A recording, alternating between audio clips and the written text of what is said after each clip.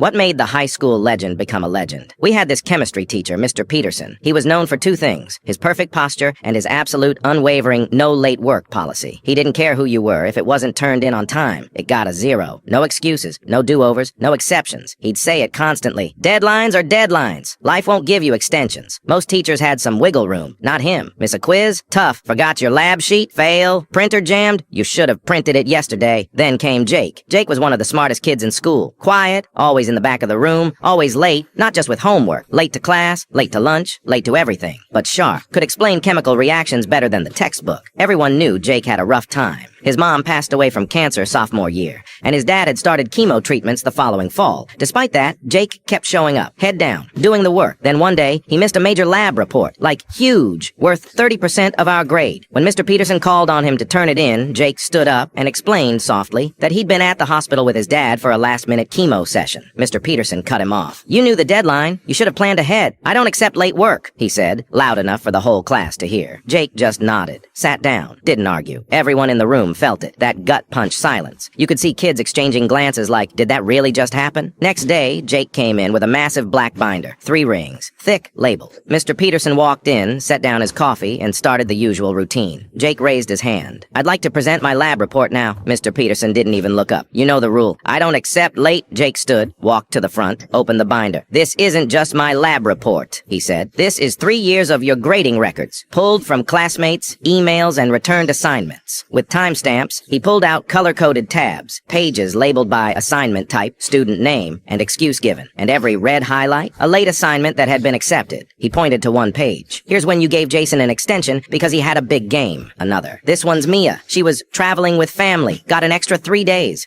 Row after row, names, dates, excuses, all approved. None of them Jake. The whole class was frozen. Even Mr. Peterson didn't know what to say. Jake continued. "I compiled over 30 examples. Same assignments, different deadlines, all based on who asked." He placed the binder on the teacher's desk and sat back down. Mr. Peterson didn't speak the rest of class. That afternoon, Jake handed a digital copy of the binder to the principal. By the next week, the administration launched an internal investigation. Teachers were asked to submit their grading rubrics and extension policies. Students were interviewed. It became a district-level thing. 2 weeks later, Mr. Peterson returned to class. First thing he did was stand in front of us and apologize. Said he'd inconsistently enforced policy, and that a new standardized grading system would be implemented school-wide. Then he handed Jake back his lab report, with a grade at the top, a plus. Jake didn't gloat. He didn't say a word. Just took his paper, nodded, and went back to his seat. But after that day, something changed. No teacher gave Jake grief about due dates again. No one whispered about him being late. He had receipts, literally, and he never bragged, never brought it up.